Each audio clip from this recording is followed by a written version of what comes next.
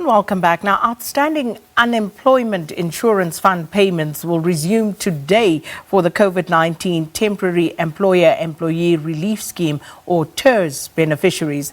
And this is for applicants who applied from the 15th of April until the 15th of August. The release of funds, which were meant to give financial relief to workers affected by the lockdown, was halted weeks ago following deficiencies in the system, which were identified by the Auditor General. More than 1 million applications have been received since the start of the lockdown. And to tell us more about the latest, we're joined now by the Acting UIF Commissioner, Marsha Bronkhorst. Thanks so much for your time and welcome to Morning Live. Good morning. Thank you very much. Ms. Bronkhorst, if you could just start by just giving us an overview, a sense of the system now, given the deficiencies that were identified by the Auditor General, what has been done and how is that system being brushed up? Okay, you will recall that in the press release of the Auditor General, the deficiencies fell around mostly two issues. Firstly, the non-verification of identity numbers of beneficiaries, and the second one was that of the non-verification of banking accounts. So what we have done thus far is to go to the Department of Home Affairs to get an updated population register. Well, we gave them our 5 million IDs that are on the UIF's database, and they linked it to the population register to make sure that we update the identity document information. We have also gone to the Department of Public Service and Administration to link our database to that of possible public servants who are claiming. And we have also cleared the database with SASSA, NSFAS, Department of Correctional Services. And then as far as banking accounts verification are concerned, we have had all the banking accounts verified of the automated banking system, and we have also finalized the verification of the so-called non-participating banks. In other words, the manual verifications. The last ones were done on Saturday morning. We have been testing the system Saturday and yesterday, and this stage, as I sit here now, it's all systems go for tonight. So what does that mean exactly? Because people have been complaining that, they've been waiting, they've been sent from pillar to post. In terms of the actual process, what does that mean in practical terms? Okay, it's a backroom process that we had to clear. What had happened is employers would apply for benefits for their workers, and then the bank account details, for example, that was provided would not be verified by the banks. They would say there's a problem with the bank account, then it would be returned or rejected to us. In terms of the identity numbers, there were instances where people who had passed on before the start of COVID-19 were paid benefits. So clearly the database was not updated. Children under the age of 15. Although there might be kids who are working legitimately so, but not on the scale that we saw. So that is things that we had to do. It's mostly backroom work that we had to clean. Were you able to establish any sort of pattern or a trend as to where and who were making these fraudulent claims?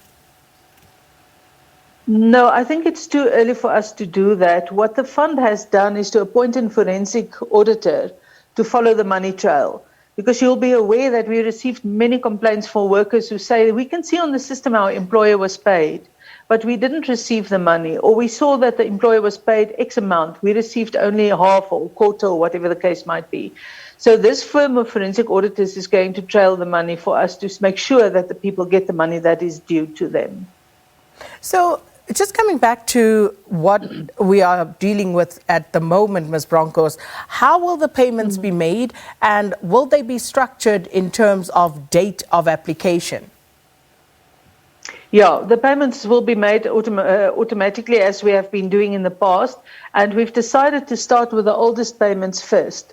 So tonight and tomorrow evening, we're going to run the payments for April, May and June for those applications. And then from the 23rd to the 26th, we'll be running the payments from the 1st of July to the 15th of August. And what's the expected turnaround time? Because applicants have been very frustrated with these delays at the UIF. We've also seen people taking to social media and other platforms to express that frustration. So Yeah. How have you been communicating that information to the beneficiaries as well to ease their frustrations? Yes, we have. We have made various media statements. We have communicated to our social partners in NETLAG, as well as other parties involved in the UIF, like the UIF board.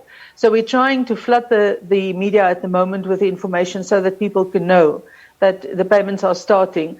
Payment turnaround time is between a day and 2 days from our side to your bank account, except when the payment run is on a Saturday, because Sunday is not a banking day. Then it will only be on the Monday they're following. So 1 to 2 days is quite a good turnaround time, but how do people actually know, Ms. Bronkhorst? How do they go about finding out if they've actually been rejected, perhaps, and are they told why, if indeed they are rejected?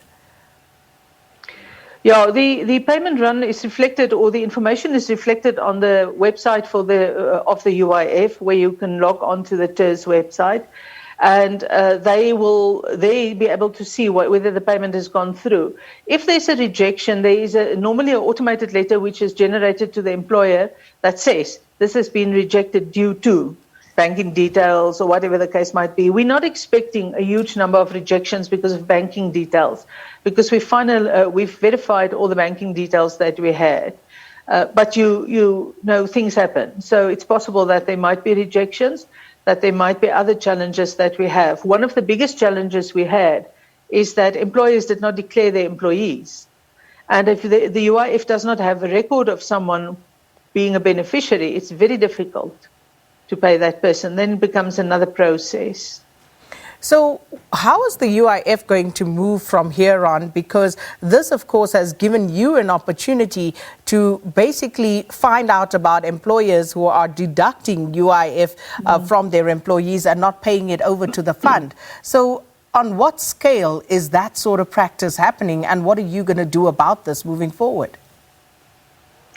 Yeah, the UIF has got in its employ in all provinces of the Department of Employment and Labour UIF auditors, people who are appointed to audit the payrolls of companies to make sure that this happens. Now, clearly after this, we have a list of employers who have not contributed. So they will be prioritized by our payroll auditors and by the Inspectorate of the Department of Employment and Labour to make sure that they register, they pay the contributions, they pay the penalties that will be charged, and so on. So we are full systems ahead to go and get the money back for the UIF. And what sort of recourse is there for those employees who go to your website and they see they have been paid out, but find that the employer, for example, hasn't paid the full amount to them or hasn't paid anything to them at all? What sort of recourse do they have? They should go to the Labour Centre or the Department of Labour's offices closest to them, or to the visiting point, and lodge a complaint. And we will take it from there. And just with regard to, again, the capacity that the UIF actually has to deal with all the complaints that are coming forward, are you sufficiently capacitated? I think no public service department will ever say they're sufficiently capacitated, but we will deal with it as and how they come in as fast as we can. That is why we have also appointed the forensic audit company to assist us in the process. They will do the audits right through the country in all provinces. And then just taking an overall view, a bird's eye view of what has happened to date. And just in terms of numbers, Ms. Bronkhorst, how many payments have been made and how many have been rejected? Okay, just over 1 million employers applied for the benefit on behalf of their workers.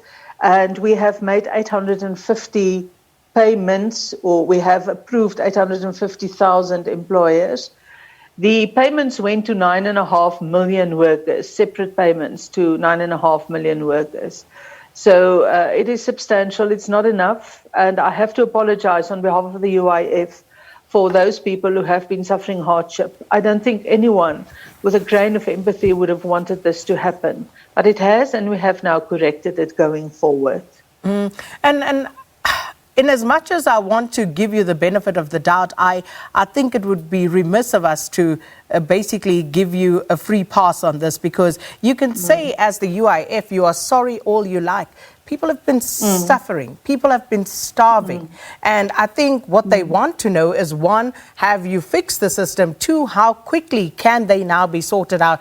And three, who's being held accountable for what has gone wrong? Okay, you will recall that I said earlier that we have done what we had to do in terms of the verifications, etc. So the system was tested yesterday. It was doing well. There were no glitches that we picked up yesterday when we ran the tests. So as far as we are concerned, we're going ahead tonight with the payments. There's nothing that I can say is going to prevent us from doing so. Yes, you will recall that there is a SIU investigation into this matter. And I think we must allow the investigation to unfold, but definitely consequential management will follow, depending on the findings of the investigation. So how far is that SIU investigation? They have started 2 weeks ago, and they have already requested information, quite a substantial amount of information. So you'll appreciate that it's also a type of a paper exercise, paper investigation, so that they have to follow payments, etc. So they are busy with that, doing interviews and finalizing the paperwork to do the final investigations. And I just have to ask once again, you know, when you talk, Ms. Bronkhorst, about the deficiencies identified by the Auditor General, the mind boggles that you, as the Unemployment Insurance Fund, did not recognize these deficiencies, and that it had to be pointed out to you by an external entity. Why was that? Why did you not recognize from the onset that you had those deficiencies to deal with? You know, we're living in a time which is unprecedented in the history of the world. Under normal circumstances, the payments of UIF benefits is an easy process. The numbers are smaller, much smaller than now. The verification processes can be done, but the bulk of claims that we had to deal with in the short space of time that had to be dealt with, caused that we had these challenges, which we have now picked up, which were picked up, as you rightly say, by the AG, and we have corrected it. But it was an unprecedented amount, huge amount of payments that had to be done in a very small space of time. You see, Ms. Bronkhorst, some of us were not surprised because, to be honest, the UIF has always struggled to get its act together. You have women who go on maternity leave. They go back after maternity leave and they are still struggling, for example, to claim their UIF benefits.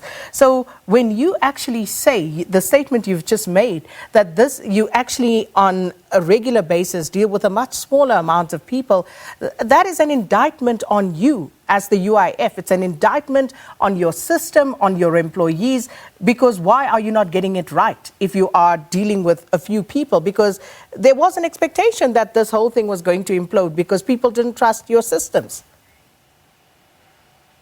Yeah, I think one must look at the facts. We tend to only focus on those people who never get or get their benefits after some time, forgetting that 93% of the benefits of the UIF is paid within 15 working days. Having said that, it's true that no system is foolproof. And it is a challenge when you find systematic challenges which you have to fix, which we have now addressed. The non-payment of benefits is also not necessarily always that of the UIF. There are many factors which play into the payment of benefits, which can have a cause or causal effect for someone not receiving benefits within the timeframes they would expect. Ms. Bronkhorst, we're going to have to leave it there. Thanks so much for your time. Acting UIF Commissioner Marsha Bronkhorst talking to us about outstanding TERS payments that will resume today. So 1 to 2 days turnaround time, except for the weekends. So do let us know how that system works from here on in. And we, of course, will still keep our eye on this and let us know via the platforms that you have been engaging us on. Let's take a quick break before we come back to take the news at 7.